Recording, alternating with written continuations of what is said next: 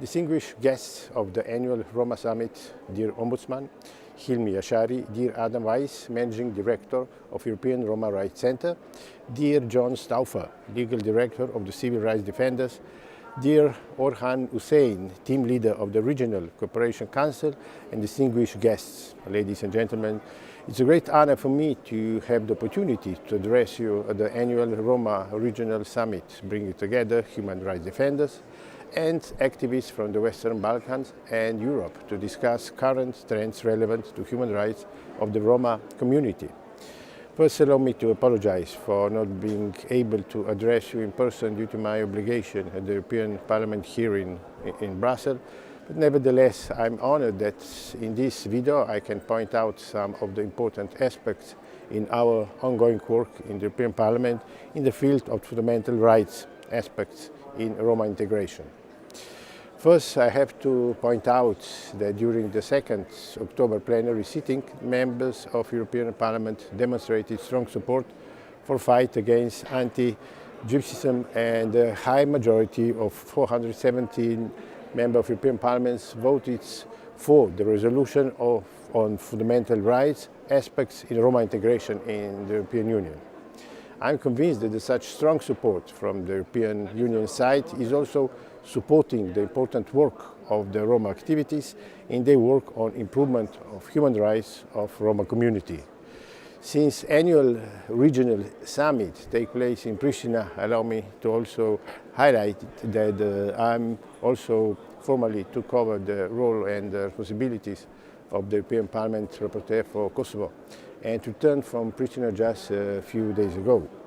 And with the pleasure I have to underline that Roma community will not be forgotten in the process of European integration, and you have my strong commitments that together with key stakeholders, including the civil rights defenders, will seek ways to empower the Roma community and search for concrete solutions to combat systemic discrimination.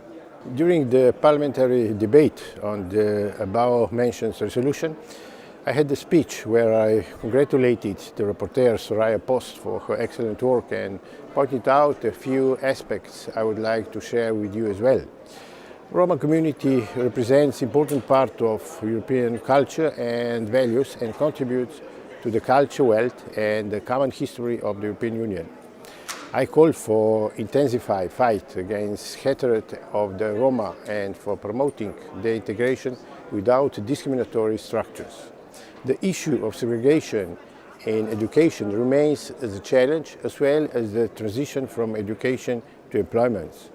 Integration without education is very difficult, but Roma community needs adequate non-discriminatory mechanisms and access to funds and also resources.